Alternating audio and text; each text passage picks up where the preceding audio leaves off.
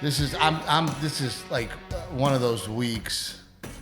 Does it feel like a long week? No, it does. Well, no, I'm frustrated because, I'm gonna be gone for 4 days, and I hate being gone for 4 days. You're frustrated already. No hi, no welcome, no thank you for joining us. Just right off the bat, I'm frustrated. Well, welcome to the show. I'm frustrated because I only want to work Thursday, Friday, Saturday, and when I'm gone 4 days on the road away from my family, it makes me really unhappy. I hear you. Do you know how many other Americans are like, I only want to work Thursday, Friday, Saturday? No, I'm not complaining. I'm saying I'm frustrated. Okay. I'm frustrated. I'm like, and then we're doing the podcast right now. I want to do stuff here at the house. Uh-huh. Then you like 2 seconds before we started recording, you're like, oh, and by the way, you have a Zoom meeting at 1:30, and I'm like, motherfucker, like I want to work on the house. I got to cut the yard today. There's things I need to do around the house, and I just feel like I'm running out of time this week. Yeah. But you look beautiful. Well, thank as always. you. Thank you. We changed the camera angle so that you don't look like... I hadn't read the comments, so I didn't know. But apparently I looked like a Sasquatch last week, and yes, you looked like a fit, trim supermodel? Well, no, you just look like a monster. You look like Shrek. And see, so now we look now like the way we look in somewhat real life. Proportionate. In somewhat real life. Big shout out to Aztec Chevrolet for always taking care of us. Yes. Those guys are selling cars lightning fast. And they are, I put them in touch last week with a guy that was working here that needed a truck. Within minutes, they're already on the phone. Within minutes, they're working on it. And, the team at Aztec Chevrolet is just, I love referring people to them because they're on it. Yeah. So Aztec Chevrolet, if you're going to buy a car, give Aztec Chevrolet a chance. Also, big shout out to Old Salt Coffee. We love those guys because they're veteran owned and operated. The coffee tastes like freedom. OldSaltCoffee.com, Trevino 10. You're going to drink coffee anyway. You might as well get it delivered. So. Yeah. All right. Well, and then I just, last weekend was... You were so busy. I realized, I was like, I'm actually looking forward to the podcast because you were so busy and your schedule was so nuts. I didn't talk to you while you were gone, really, which is, we usually at least have some communication, but I think between me running around with the kiddos and all of Garrett's games and your crazy schedule, we didn't talk much for a couple of days. Saturday morning, we woke up at 6:30 in the morning. We had a 9 a.m. game. No, 8 a.m. game. 8 a.m. game. Yeah. So you got to be there at 7:30. Yep. And I'm the coach. So I hauled ass out there to be the coach of a Little League game Saturday morning at 8 o'clock. Yeah. To tease all the moms with your delicious calves. Yes. There was a lot of police that had shown up for some reason. Who knows why. Uh-huh. They heard about your calves, babe. Yeah. They heard. They're deadly and dangerous. At one point, I looked at the stands of the parents. Audience? Yeah, the audience. And I said, oh man, there's a lot of cops here. I think my legs are illegal. And that got a big laugh because I know that all the moms are really into my legs. I don't know if you're the best coach, but I will say you are for sure, hands down, the most enthusiastic. Always enthusiastic. And that to me is part of being a good coach when your kids are 5 and 6. Little League, for sure. Because being excited and being big gets them excited. Because sliding for no reason is what it's all about. We're doing, I'm encouraging sliding into home plate, just having fun, right? And then from there, we were able to come home quickly. I took a quick shower, and then we went to the soccer game, which started at 11. Yeah. I hung out from 11. I watched Garrett score 3 goals. I don't know why you bother to take a shower. It's so freaking hot in Texas right now, you guys. Someone sent a message that it's like snowing where they're at, and I'm like, oh my God, that sounds amazing. I love the heat. So I stayed there till about 11:45. Then drove an hour to Austin, Texas, to then fly out to go to Los Angeles. Yeah. Landed in Los Angeles and let the shit show begin. It is insane. LAX was like... On a Saturday, LAX was crazy. Oh my God, it felt like a third world country. I mean, why? There was homeless people everywhere. There was graffiti. At the airport? Well, the airport felt like a third world country because I was going to Uber. I was not going to rent a car because I was only there for a day. Yeah. And I needed to Uber to Pasadena to do my corporate event. Uh-huh. And so now you wait for a bus. The bus takes you to a section where you then catch your Uber. Okay. Well, there was 14, 15 guys. Like when you land in Mexico and everybody's like, "Where are you going? You need a ride? Where are you going?" Yeah. Like, "We'll give you a ride. You need a," and they're in your face. That's how it was at LAX. Like these people were like, "Hey, cancel your Uber. Cancel. How much is it? I'll take you right now." And then they're like yelling at other dudes. "I already got this guy. Get away!" And I'm just like, Isn't there like a line with an attendant who one at a time? The attendant was just standing there, not giving a fuck. So I ended up Ubering to the hotel. I have like an hour. In a legit Uber or in a third world country I took Uber? the legit Uber. I was like, no, dude, I've got my Uber booked. They're pulling up. Yeah. And by the way, the Uber standards have gone way down. And I don't know if it's just LA. Yeah. But I did the middle level. And by the way, I don't care what car I get in. I care about what time are you going to get me. Who's going to be here faster? Oh, right. You don't want to be waiting forever So for a car. I did kind of the upgrade where you're supposed to be in a nicer car. And I ended up in a shit box. Like total shit box. And I'm the bougie one? No, shit box. I would have rather taken a taxi. Oh. And that's what's weird about Uber. Like when Uber first came out, it was like, oh, forget that. Who's going to get in a taxi? Forget the taxi. Why am I going to get yelled at by the taxi driver because he wants cash? Yeah. Ubers are nicer. It's somebody's car. Right now, it's just people, shitty cars, ex-cabbies, right? And it was a nightmare. Yeah. I get to the hotel, which, by the way, was beautiful. Beautiful. It's called the Langham. The Langham Hotel. The Langham Hotel. Yeah. And so I had it's right when you come right over the bridge in Pasadena, right? You have a beautiful view of the bridge. Is that the one you're talking about? Yeah. It was a beautiful hotel. And I did this corporate event that was actually pretty early. I was on stage by 6:45. And then my friend... Did they laugh? Was that weird, being on stage so early? I guess 6:45 is so early. But that was one of my jokes because it was a 50-year-old birthday party. And I'm like, is this 50? I go, can't stay up past 9. I go, buddy, I can't. I go, don't worry, I'll have you all home by the news. I go, I can't wait to do your 55th birthday when we start the show at 6:00, right? Did that and then hauled ass to the Haha Cafe in North Hollywood. I just did kind of all right, let's do a show.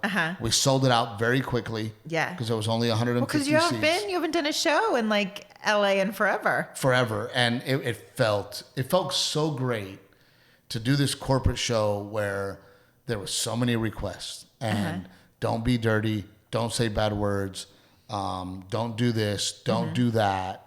Right. I had all these rules for the corporate event. So it felt like after that day, I walk on stage, I'm like, guys, I need a drink. And I never drink on stage. I don't remember the last time you had a drink right out the gate. Guys, I'm like, I need a drink. It's been a long day, Yeah. And then we had some press there, which I want to show you. The Buzz. It's like a national Hollywood thing. Okay. They came out to do a really cool interview, and I'll show it to you. I have it. It'll be coming out soon. Did the show, did the interview, and then I told everybody. What was the interview about? Just about my career, what I've been through, why my comedy is my comedy, who was my influences, just your standard kind of... Get to know Steve Trevino, Steve Trevino profile. Steve Trevino. And then afterwards, Dee goes, hey, a lot of people are waiting for you on the patio. So I went out on the patio and everybody was sitting down and there was a stage. It was like they were watching, sitting down because they have it set up for comedy shows. Okay. Right? Mm-hmm. So I'm trying to remember. It's been so long since I've been at the Haha. I don't remember the patio. It's a different Haha. Oh, it is? Yeah, they have a different one. I don't think you've been to that one. So it's not at the one on Lankershim? The spot that you used to have on Lankershim? But it's like a bigger one, right? Okay. So I'm like, oh, well, why don't I just do a microphone like get on the microphone and do a meet and greet kind of. Like a fireside chat kind of thing? And it was crazy because it ended up being like a second show for the same people. You went and did more stand-up? Well, kind of. It was just really cool, man. And there was probably 20 couples that stuck around. Uh-huh. And, you know, I was like, hey, what do you guys fight about? Like, what's the big, you know, what's the big argument you guys deal with? And we just had a lot of fun. And it was pretty much all couples that stuck around? It was all couples that stuck around. And then it kind of got like really interesting because people started asking about, you know, us and our journey and things that I was going to say, like, what? What did they want to know? Just, you know, like, hey, congratulations on the dream house. How did you guys end up there? Uh-huh. And then I started talking about, you know, the real estate things that we do and how important that we think that, you know, sharing the information that we've learned with people that might not know. Right. Right? Because there was definitely... Well, you and I always talk about how we feel like a lot of it is a cultural thing, too. It's a cultural thing. We don't talk about money. We don't talk about finance. Right. And I like sharing the knowledge that I've gained. Yeah. Because at one point in mine and your life, we thought, oh, we can't buy a house. Yeah.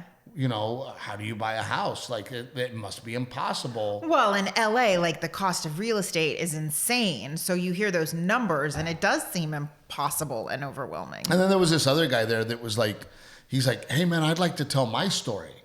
Oh, cool. Right? And this guy he goes, man, I don't want to brag. He's like, but I'm really proud because I took this property that my dad gave me that he bought 1 million years ago. He goes, and now I'm like, doing real estate and buying houses and investments and right.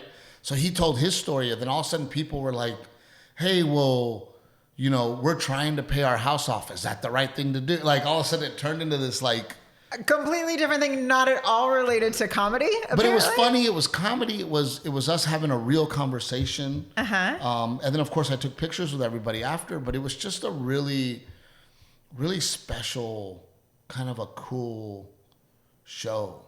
Just sort of morphed into something. It really did. It morphed into something really freaking cool.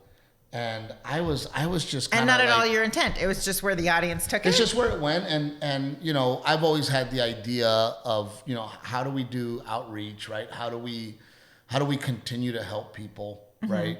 And I've always had the idea that, man, maybe, you know, me and you should do a specific, like, hey, all we're going to talk about is real estate. All we're going to talk about is our journey into how we ended up here. Right. And if people are interested, maybe they'll check it out, right? Yeah. Or, you know, do I do something live where I'm in town and I go, hey, the 4:00 show is not a show. Come out. Like, it's outreach. Yeah. You know? Yeah. So then after I did that, I ended up in my bed about 1:30, 2:00. Uh-huh. Had to fly Wait, back. but did you see old friends? Well, I was like bummed because... the comedy community there in LA? A little bit. I mean, a lot of them weren't there because they were at the Moon Tower Comedy Festival in Austin.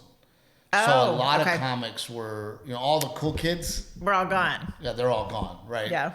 But I did get to see some really funny, talented friends of mine that I hadn't seen in forever. Uh-huh. So it was fun, and I enjoyed the show. And my thing is, if I would have done the corporate show and then not done another show, well, the corporate show was over like at 8. Yeah. What was I going to do with myself on a Saturday night at a hotel? Yeah. You know, so it was fun to go out and do this show that turned out to be something really, really special. And then to continue to talk about that, I had a couple afterwards. They go, man, we are very interested in you telling us like how to do it, right? Yeah. And I said, you know what? Send me a message, and we'll talk. So I have a Zoom later this evening with the couple to talk about, you know, real estate. To answer their questions. And try to help, right? Right. You know, we had so many people who were so giving of their time to explain things and break it down for us and answer all of our questions, because we had a lot of questions. And we learned a lot, and we're learning a lot, right? Yeah. So then I go back to the hotel. I've got to get, and by the way, I'm like, fuck Uber. I go to to get back to the hotel? I go to the hotel and I'm like, is there any way that you guys can set up a car? Because I'm not going through this, you know, I'm going to cancel the ride Wait. and then you pay me cash. Like, I'm like... But when you're going to the airport, don't they just drop you off right at your terminal? You don't have to do like the whole shuttle thing again that way, do you? I'm telling you now they're doing like, hey, I'm going to cancel the Uber, you pay cash. Like, I mean, it's become like taxis again. Yeah. Like, so I don't want to deal with it. I'm like, take the car, get on a plane to come home. I land at, 2:30? I don't know. I thought maybe your plane was delayed because for some reason I thought you were getting home at noon. No, because the time changed. Remember, we lose 2 hours, right? So I landed at 2:30, and then I'm filming a project for HBO Max called the Ha Festival.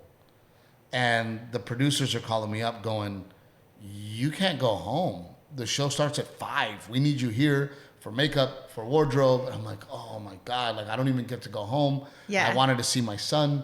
I wanted to see my wife. I wanted to see my baby girl. And then I got to haul ass straight to the Ha Festival. Yeah.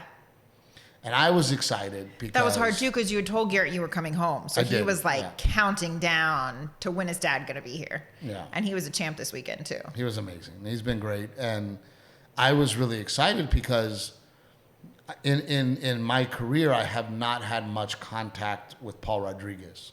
Uh-huh. And I met him one other time and I shook his hand and we spoke. Only once? Really? Oh, yeah, only once. And quite some time ago. Uh-huh. Like where I just got to shake his hand, just got to say hi, right? Uh-huh.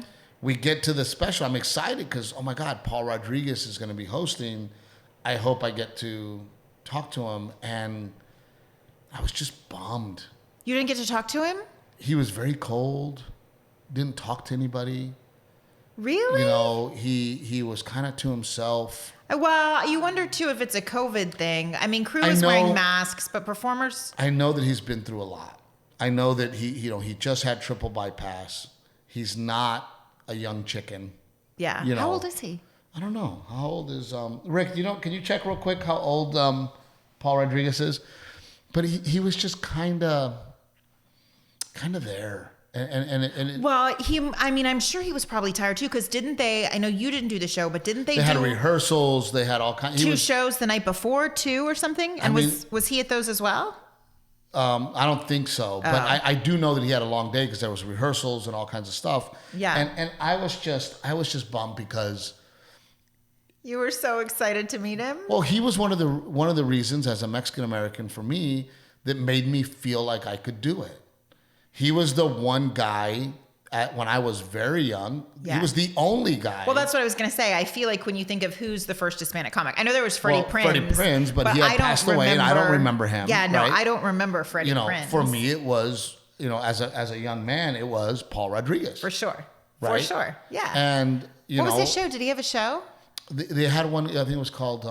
why did we know him as kids? Hello, Paul, because he had bit parts and things. Yeah, that's true. He was always the comedic sidekick in things. Yeah, he ended up in on HBO with a special, and he was kind of a big inspiration for me. He's 66 years old. Yeah, Paul Rodriguez, and I was just sad. I was bummed because, and I'm not saying that he's a bad guy. I'm not saying that. Yeah, I was hoping for more. In your head, it was something else. I just wanted more interaction. I just wanted a moment to even tell him, like, hey, man, thank you for being a trailblazer. Thank you for being that guy for me. Yeah. And I just didn't have that opportunity. And I'm not mad at him because it wasn't just me. He wasn't talking to anybody.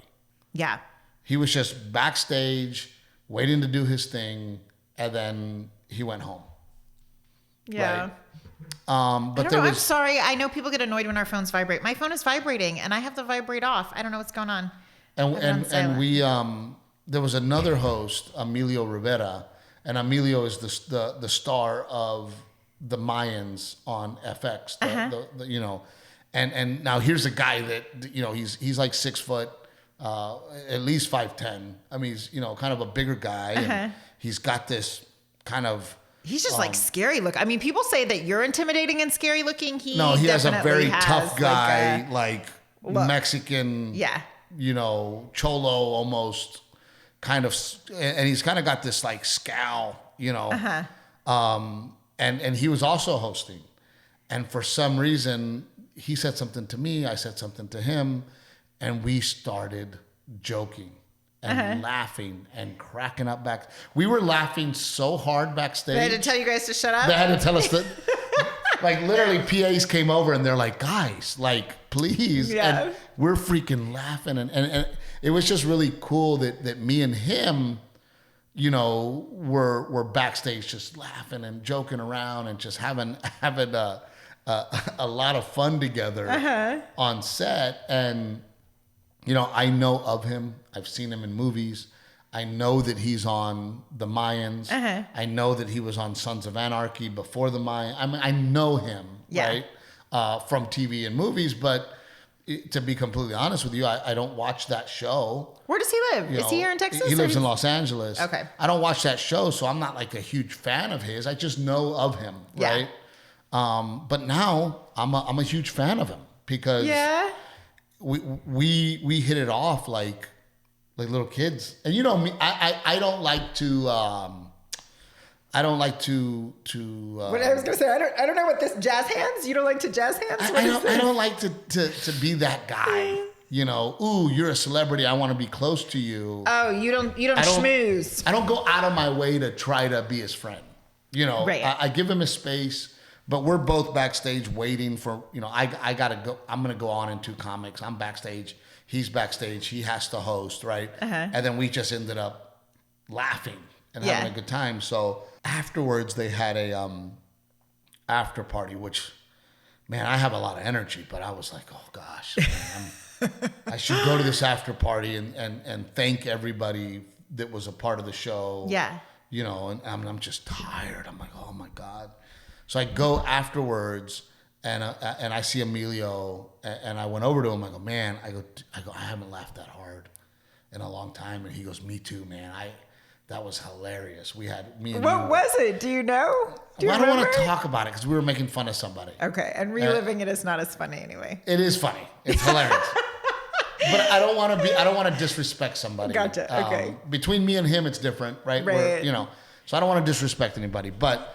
He goes, man, and so then he's sitting with his family at the after party having a snack, and one of his nieces is like, oh my God, can I get a picture with you? I don't want to be that guy, you know, that person. I said, no, of course, I'm happy to take a picture with you. And then Emilio, he goes, Steve, I got to get a picture with you. And I'm like, oh yeah, okay, good, because I wanted to get a picture with you, you know. So we ended up taking a picture, which is on my Instagram. And then he was like, man, we got to keep in touch. Yeah. And I was like, you're right. Like we do need to keep in touch. I really enjoyed your company, you know? So we ended up exchanging numbers and I always like when it's organic like that. Right. You know, it wasn't forced by either one of us. Yeah. We just found ourselves getting along. Yeah. And laughing. I think I think like the audience, if you're not an actor, you're not a performer, or you haven't been on a set before, like sometimes there's this feeling in the room. It's like, I don't want to say desperation is the right word, but it's like you feel this like energy of everyone is like, I have to be nice to everyone and I have to meet everyone and I have to make sure like I connect with this person and I meet this person and I have to introduce myself to this person. And it's like everything I hated. It's everything I hated about Hollywood. Yeah. It's everything I hated about being at the Comedy Store, being at the Improv, being at the Laugh Factory, where it was a constant. Oh my God! I'm here to work. One of the girls on the show even has like a joke about it in her bit, where she talks about everyone like in LA when you ask them, "Hey, how are you?" They're like, "Oh, you know, I'm just on the grind," and you're like, "Grinding at what?" You know, I remember that there was comics at the Comedy Store who would have pictures of agents, managers, producers, their names, and they would study them. Yeah. So that when that person walked into the Comedy Store, they would know to go talk to them. And that was the biggest issue for me. I mean, look, I get it, right? It's like it is a business about who you know and personal connections and all of that when there's so many people trying to do it. But at the same time, It's gross. You know, I had a comic come up to me and he goes, you know, Trevino, you would be so much further in your career if you played the game. And I go, what do you mean? He's like, you know, play the game. I play the game. I go, so everything that you say to me is suspect now. Because are you talking to me because you're interested in me? Yeah. Are you talking to me because you're wondering how my wife is doing and my kids are doing? Or are you playing the game? Yeah. I don't play the game. I don't play games. I don't talk to people that I don't find interesting. I don't think anyone denies that, would refute that. No, I don't. If there's somebody that I don't respect, I don't go out of my way to tell them I don't respect them. I just don't find time for them. Yeah. You know, so when I would go to the Comedy Store and I would see how some of these people would act or the kind of person they were, if I didn't like the kind of person they were, I would just stay away. Yeah. And to me, it didn't matter how big of a comic they were or how big of an actor they were. I would talk to people that, in my opinion, had good character. Right. And truly cared to talk to me. Right. But you wanted to talk to Paul not because you wanted anything from him, but just because you really wanted to talk to him. I just wanted to thank him. Yeah. I wanted to thank Paul for being a trailblazer. And if I'm being completely honest, I don't know if I would have pursued this career had there not been a Paul Rodriguez. Yeah. You know, Paul Rodriguez made me feel like there is a place for me. Yeah. And I loved watching Paul. And it made me go, oh, if Paul can do it, I can do it. Yeah. And I just wanted to tell him that. But at the same time, you know, he's exhausted. He's tired. He's not just had triple bypass. He's there to do his job as a host. And I'm sure he's been on a million sets. You know, he was on the set of Ali with Will Smith. Yeah. He was in that movie. So I'm sure he was just like, let me get through the day, right? I don't want a small talk. Because he wasn't rude. He wasn't mean. He wasn't, he was just to himself.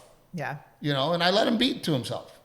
I let Emilio be to himself until we both started laughing. Yeah. You know, so it was a really good experience. It's going to air on HBO Max. We filmed it in San Antonio. It's called the Ha Festival. Yeah. It was great to work with a lot of great comics that were there. But for me too, you know, a lot of because I closed the show out, right? Uh-huh. Some of the comics on the show, this was their first TV spot. Okay. Right. Uh-huh. And I remember my first TV spot. I remember being nervous. What was your first TV spot? I don't remember. Oh gosh, I mean, I did BET's Comic View. I did Funny is Funny. I did Comics Unleashed. I did, you know, a lot of those like comedy.tv. I mean, countless. TV, yeah. No, I know you've done a lot. I just didn't know which one was your very first one. I was trying to remember which one was your very first one. I don't remember the very first one, but you know, and now I'm 4 1-hour specials in. Yeah. So me filming 8 minutes for HBO Max, I'm not too concerned about. Right. You know, but it was fun. I enjoyed it. I thought it was done very well. Yeah. I really thought it was cool to be on a show with Paul Rodriguez. Yeah. Emilio Rivera, who turns out to be my friend. So it was a great experience, but I was ready to get home.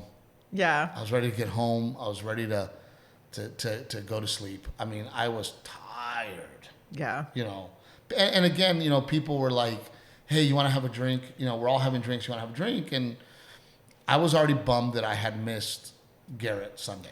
Oh, he had a meltdown. He was meltdown status. So I knew that I had to wake up. And every time, if I'm home, I'm waking up with him for school. Yeah.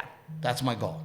And I was not going to drink because I was tired and it was already late and I did not want to be not motivated to wake up with my son in the morning. So I got home, woke up with Garrett in the morning to get him to school.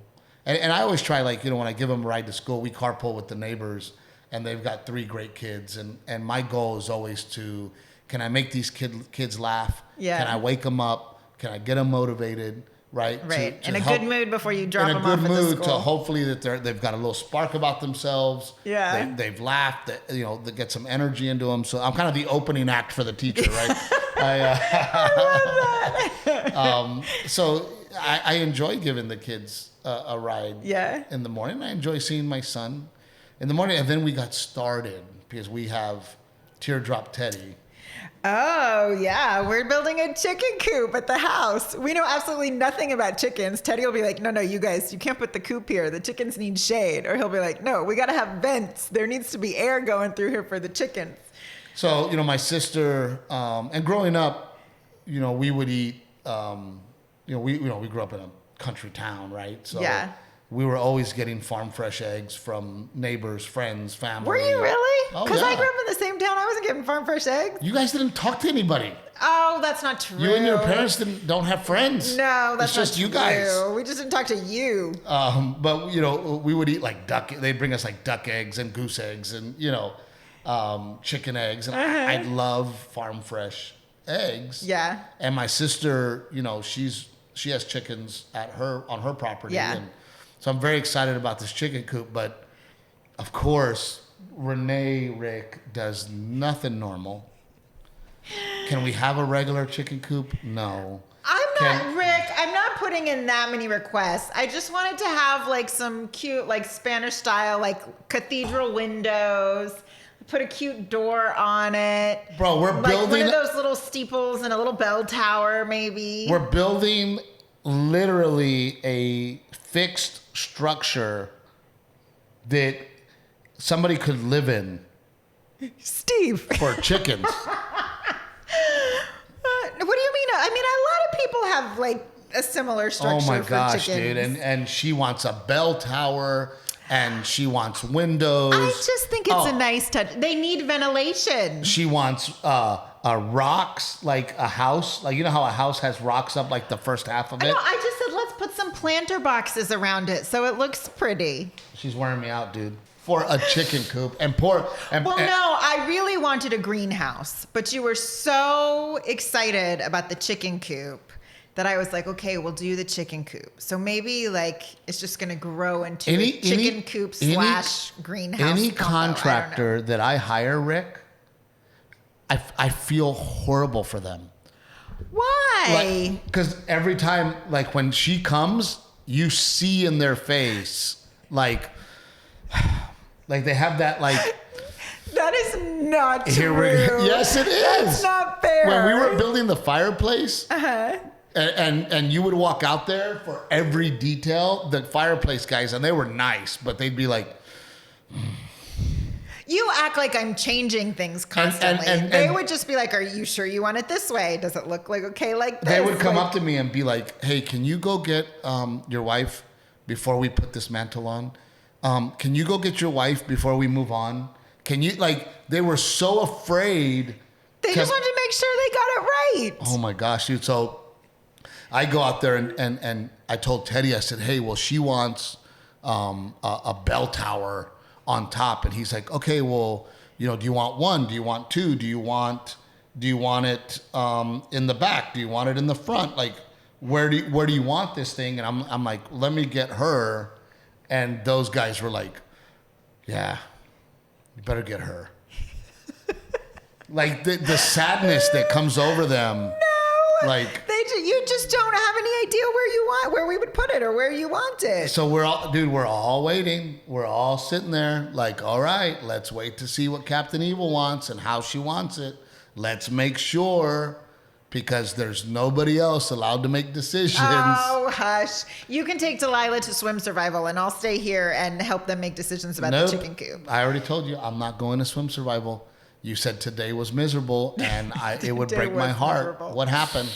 She now has her float. She knows how to float. And so now it's about putting her in head first and her learning, okay, I've got to turn and make myself right side up. Well, she turns, she's got that, but then she's pissed that they put her in face down. So she starts kicking and like almost pitching a fit and throwing her head back. So obviously when you're trying to float on your back, if your chin goes up too far, you go under. So now she's going under and the instructor is like, well, listen, I can't pick her up and reward her bad behavior of throwing her head too far back. She's like, but I also can't let this child take in all this water. She was like, I can't Raymond. What do you mean I can't Raymond? That's your dad. What's my dad? I can't reward bad behavior. I can't reward bad behavior. No, so what she does is she literally, when Delilah's doing that, she picks her up, flips her over, and then face plants her back in the water again to like start the process over. See, I'm not doing it. I'm not doing it. I know you want me to do it. And you see her little body like mad and flailing, and you just... And I'm sorry. I think there's mama departments and daddy departments. How does that fall into mama department and not daddy department? She's your daughter. And you're a female. She's your daughter. She's a female. It has nothing to do with sex. It has nothing to do with sex. That's your department. You handle that much better than I do. I gotta be honest. I'm having a hard time trusting the process. Like, I know there's a process and I know there's a reason, and I just struggle with, like, you and I talk about this, like every kid is different, right? So different strokes for different folks. And no pun intended, swimming strokes. But I wonder, like, is this the right course of action for Delilah, knowing that she's like such a strong-willed child? We're working on getting the gates to make our pool more safe. But in the meantime, and even with gates, we have a friend who lost a child, and they had a gate. Yeah. They had a gate, and the child was 3, and they had the pool since birth to 3, and they had a gate, and I mean, that's why I did it, because it scares the shit out of me. So that's why I did it. But a parent's worst nightmare. They lost their baby in a pool, and I just can't imagine feeling like, oh my gosh, I'm the one that bought this pool. It's just, losing a child is just, I can't understand. I can't. I was gonna say, I don't want to talk about that. I can't comprehend it. So, the very least that we can do is do everything that we're supposed to do to make sure that doesn't happen. Yeah.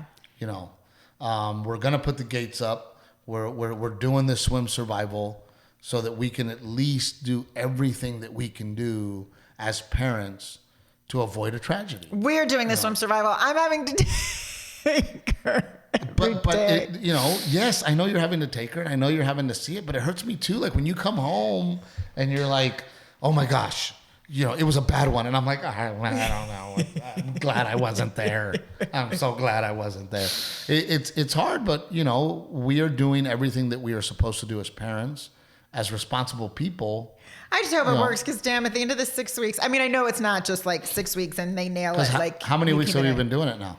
This is week 3 that we're in. And it's 3 more weeks. It's a 6-week session. And then even after that, I met a mom at the beginning. She was like, my kid didn't quite get it in 6 weeks. So the instructors asked us to come for an additional week to make sure that we're where we need to be. And then Rick, I was really trying not to encourage soccer. Garrett wanted to play soccer. I'm not going to tell him no, but I wasn't practicing with him. But Deanna, your old manager, sending soccer balls. Yeah. I was doing everything I could to not make him good at soccer. And the little shit scores 5 goals. First game, 5 goals. And I'm just like, oh, and he's like, Dad, I'm good, Dad. I'm like, oh shit, right? But we are going to start music lessons. It turns out our new neighbors teach music to kids. Yeah. And we were already getting, and Babe, Daddy Raymond wants to pay for it. My dad really wants to encourage it. Because he loves music. He's a music guy. But Garrett, like, kicking ass in soccer, kicking ass in baseball. And I'm like, crap. And then now we're going to do mutton busting. On Sunday at the Comal County Fair. I was thinking about this. I was like, how did I go from like living in New York City to now I'm building a chicken coop and my kid is mutton busting on Sunday? Because baby, you're a Texan, and that's part of being a Texan. And I'm so excited about the mutton busting. Some people don't even know what mutton busting is. My mom was like, what is that? So if you've ever been to a rodeo or seen a rodeo, kids, this is where they start becoming like bull riders. They start them on sheep, right? So they got to hug the sheep, and then they let them out of the chute, and they have to ride the sheep. Okay, but I don't know why in my head, because you think of bull riding, like I thought maybe there was like not necessarily a saddle, but like a rope or like a handle or like something you just hang on to the wool. And I finally watched videos. It's just kids like literally hugging a sheep. Yes. But with Garrett, what do you do when your arms aren't long you grab the to wool go around the sheep? And you take off. And you have to hold on as long as you can, and the sheep's like, get off, you're on me, get off, and then Garrett wins. But do obviously kids get stepped on by sheep. Like Rick, you did a show about mutton busting, didn't you? So do kids get like trampled by sheep? Yeah, So the network that we did the show with, they wanted all that out because it gets really violent. All right, thanks, Rick. Not the sheep part. The sheep get violent?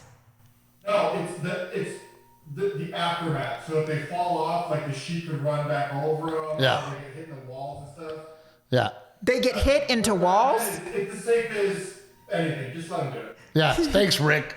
Steve's not even going to be here. Steve's going to be out of town, so I'm the one taking him. That's another reason I'm bummed. And here I'm worried about my outfit and what I'm going to wear at mutton busting. Meanwhile, my kid's going to get trampled by a sheep. I didn't know about this. I didn't know that was an option. Yeah, it is happening. So, but we're excited about Garrett. I'm going to miss it. I'm so bummed. You better do.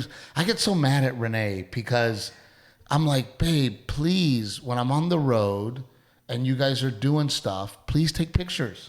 Well, now we might not be doing mutton busting, so no video or pictures to send you. But Sunday, this Sunday, yes, is Father-Daughter Day. Yes. Right?